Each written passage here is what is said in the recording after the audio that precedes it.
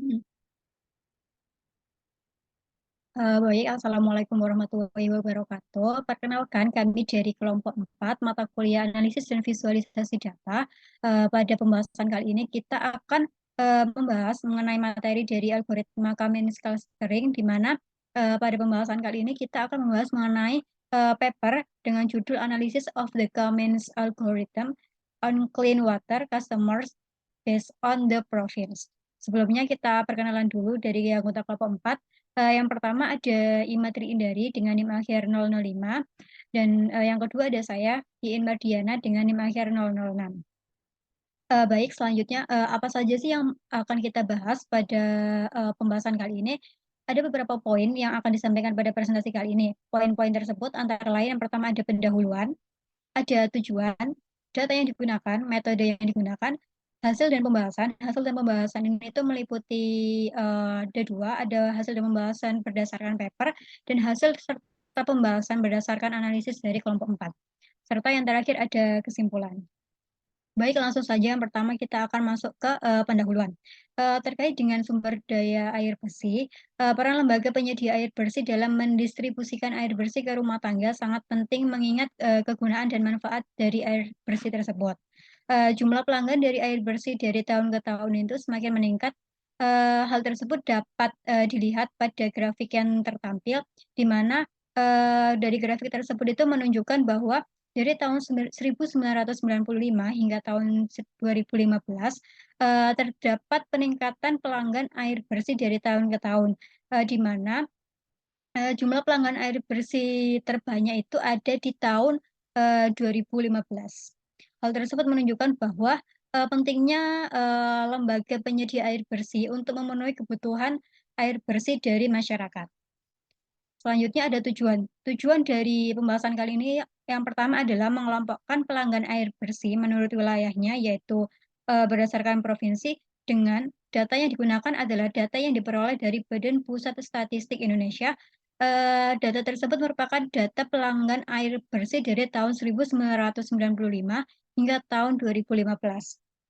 Diharapkan dari penelitian ini tuh dapat memberikan masukan kepada pemerintah dalam menyediakan perusahaan air bersih untuk memenuhi kebutuhan pelanggan menurut provinsi.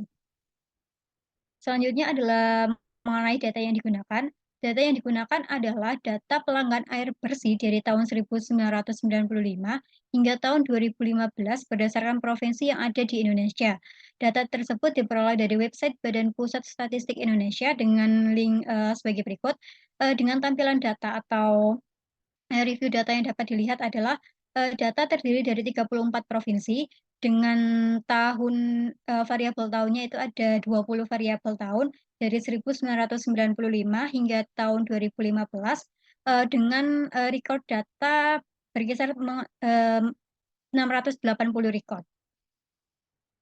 Selanjutnya metode yang digunakan pada penelitian kali ini itu adalah metode clustering. Clustering sendiri itu merupakan pengelompokan record, mengamati, dan membentuk kelas-kelas objek yang memiliki kemiripan. Clustering ini yang dilakukan pada penelitian kali ini itu untuk mengetahui jumlah pelanggan air bersih paling sedikit yang menjadi perhatian pemerintah, yang kemudian mendorong pendirian penyedia air bersih di provinsi untuk meningkatkan kesadaran akan kebutuhan air bersih. Kemudian kita akan masuk ke dalam hasil dan pembahasan.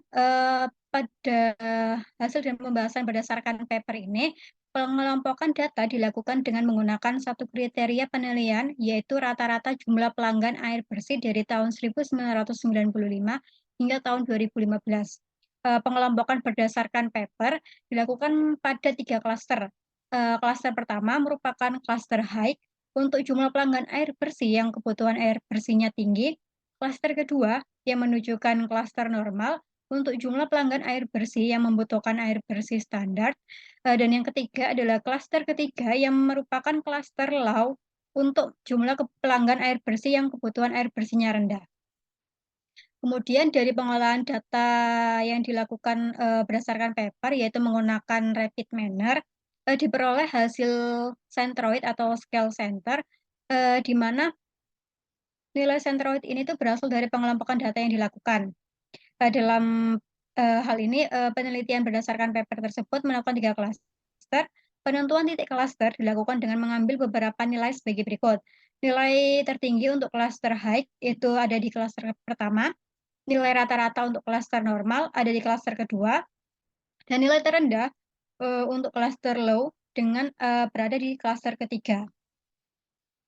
Berikut ini adalah hasil clustering dari pengelompokan jumlah pelanggan air bersih menurut provinsi berdasarkan paper, di mana dari paper tersebut menggunakan tools rapid manner diperoleh hasil clustering di mana ada 6 provinsi yang berada di klaster high dan ada 4 provinsi yang berada di klaster normal, serta ada 24 provinsi yang ada di klaster low atau klaster rendah.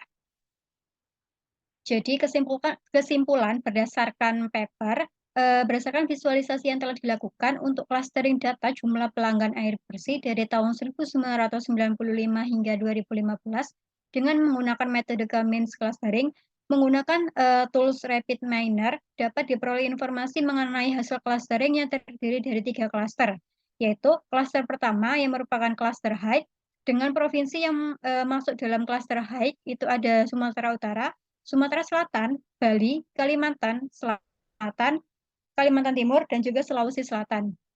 Sedangkan untuk klaster kedua, yaitu klaster normal, dengan provinsi-provinsi yang masuk dalam klaster tersebut adalah DKI Jakarta, Jawa Barat, Jawa Tengah, dan Jawa Timur.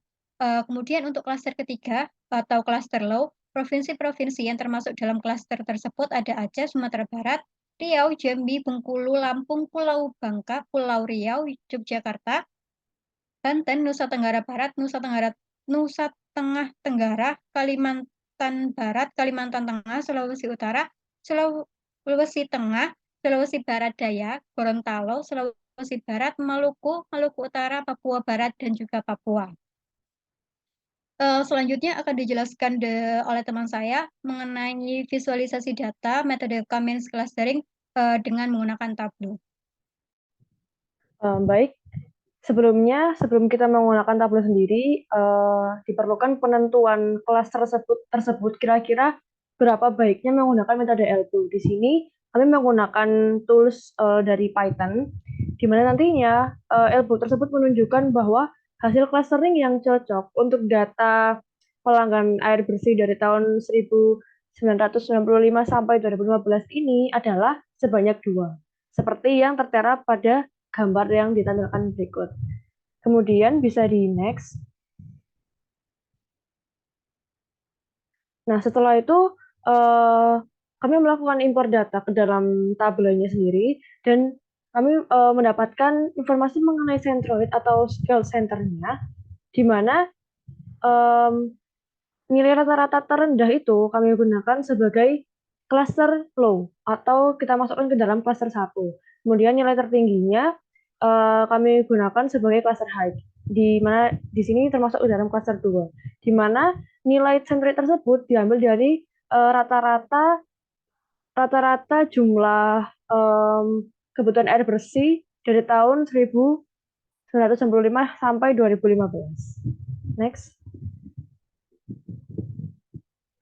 Berikut merupakan hasil dari clustering menggunakan tabel, di mana di sebelah kiri bawah terlihat bahwa ada banyak sekali provinsi yang termasuk ke dalam klaster 1 atau klaster rendah, klaster low, dengan warna biru.